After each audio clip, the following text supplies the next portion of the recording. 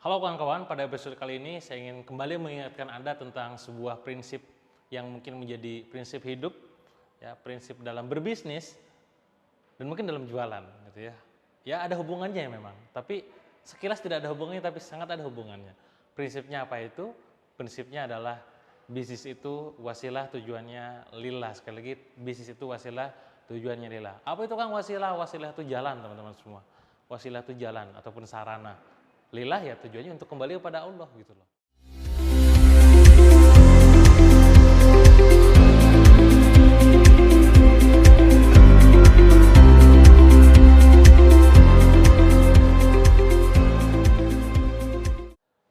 Untuk Allah Subhanahu wa taala. Jadi jangan sampai kita ini pas jalanin bisnis, membangun bisnis menabrak norma-norma agama yang memang bertentangan, ya.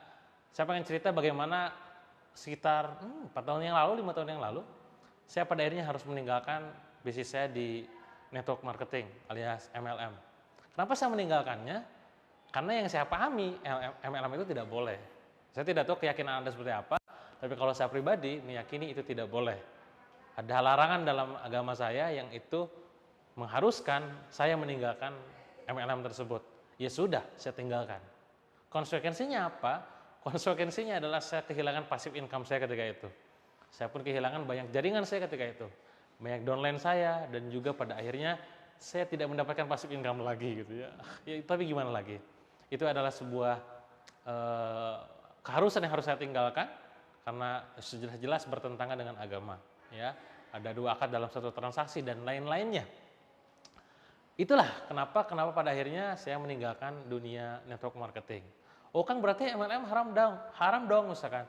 Itu terserah ya, Anda silakan kaji sendiri, tapi kalau saya pribadi meyakini demikian, ya. Kenapa? Karena bagian dalam rangka saya meyakini bahwa bisnis ini harus mendekatkan kita pada Allah Subhanahu wa taala. Jangan sampai bisnis yang saya lakukan sekarang makin menjauhkan saya dari Allah gitu loh. Ya percuma dong. Padahal kan niatnya apa tadi? Bisnis itu wasilah, tujuannya lillah. Jangan sampai wasilahnya justru malah makin jauh sama Allah. Jangan sampai terjadi. Nah, termasuk saran saya juga buat Anda semua teman-teman dewaselling.com, ya. Saran saya yang pertama, jika Anda menganggap dan punya prinsip seperti saya ini, maka yang pertama adalah please tinggalkan dan jauhi riba. Sekali lagi, please tinggalkan dan jauhi riba. Wa halallahu al-bai'a wa harrama riba. Allah menghalalkan jual beli dan mengharamkan riba. Udah sekarang mau kita fokus aja yang namanya jualan. Jualan aja udah, ya. Jualan halal kok, ya. Allah mencontohkan lewat Rasulnya, lewat sahabat-sahabatnya banyak jualan halal. Kalau riba itu jelas-jelas haram. Kalau Anda belum sanggup beli rumah, jangan pakai KPR, sabar aja dulu, ya. Karena itu riba, ya.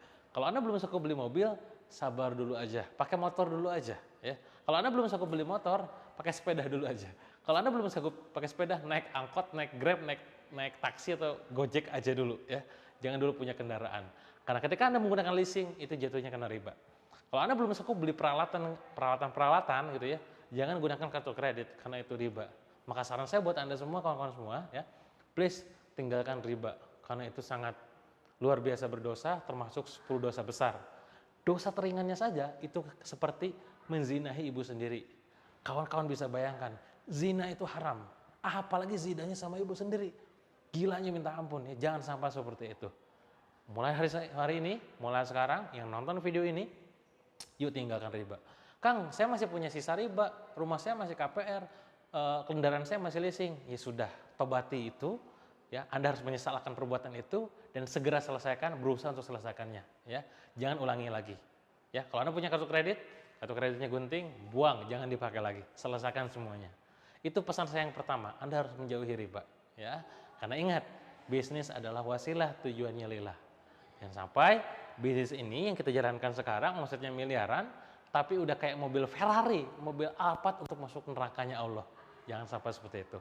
Nomor 2, saran saya buat kawan-kawan semua, termasuk buat diri saya sendiri adalah, yang kedua adalah Anda harus pelajari yang namanya fikih muamalah. Ya, terutama bagi Anda yang muslim, ini harus paham tentang fikih muamalah. Jangan sampai Anda tidak tahu bagaimana mekanisme jual beli dalam Islam. Dalam hadis banyak dikatakan bahwa jika kita tidak memahami fikih muamalah, tidak memahami tentang riba nggak riba dan segala macamnya, kecenderungan, kemungkinan besar kita akan terjerumus dalam yang namanya riba. Makanya pelajari ilmu fikih muamalah, ya, ilmu fikih muamalah banyak. Ya. Anda bisa beli buku-bukunya di toko buku atau mungkin Anda ikut kajian-kajian. Ya. Intinya adalah pelajari ilmu fikih muamalah. Jangan sampai yang Anda pelajari hanya fokus pada yang namanya bisnis, penjualan, marketing, bisnis online, copywriting, cover selling, dan lain-lainnya. Fikih muamalahnya dilupakan, fikih muamalahnya dilupakan. Jangan sampai seperti itu. Jadi pulang dari sini, selepas Anda nonton video ini, mulai cari tahu siapa guru yang cocok untuk Anda bisa belajar tentang fikih muamalah. Itu yang nomor 2. Nomor 3, saran saya buat Anda semua, kawan-kawan semua, ya. Ayo kita mulai ngaji. Sekali lagi, yuk ngaji, ya. Ngajinya di mana, Kang? Mbo terserah, sekarapmu, ya. Yang penting adalah sesuai dengan anjuran Allah, ya, yang benar, bukan yang sesat, ya. Ngaji, silakan ngaji di sana, pelajari ilmu agama, ya. Pelajari ilmu yang memang akan menggiring Anda, mendekatkan Anda pada surganya Allah, ya. Yang sehingga nanti ketika Anda berbisnis, ketika Anda jualan, semata-mata adalah untuk memperlancar Anda masuk ke surganya nanti, mendapatkan ridho Allah itu. Ya, itu 3 poin, 3 pesan saya buat kawan-kawan semua. Dalam rangka apa? Ingat, ya, bisnis hanya wasilah, tujuannya lillah. Ya, jangan sampai kita melakukan bisnis yang membuat murkanya Allah dan membuat kita masuk ke nerakanya. Amit-amit jambang bayi, nauzubillah min dzalik. Itu saja mungkin pesan dari saya buat teman-teman semua. Semoga bermanfaat, semoga menginspirasi, dan yang penting adalah langsung praktekkan dalam kehidupan. Sampai jumpa di video berikutnya dan see you.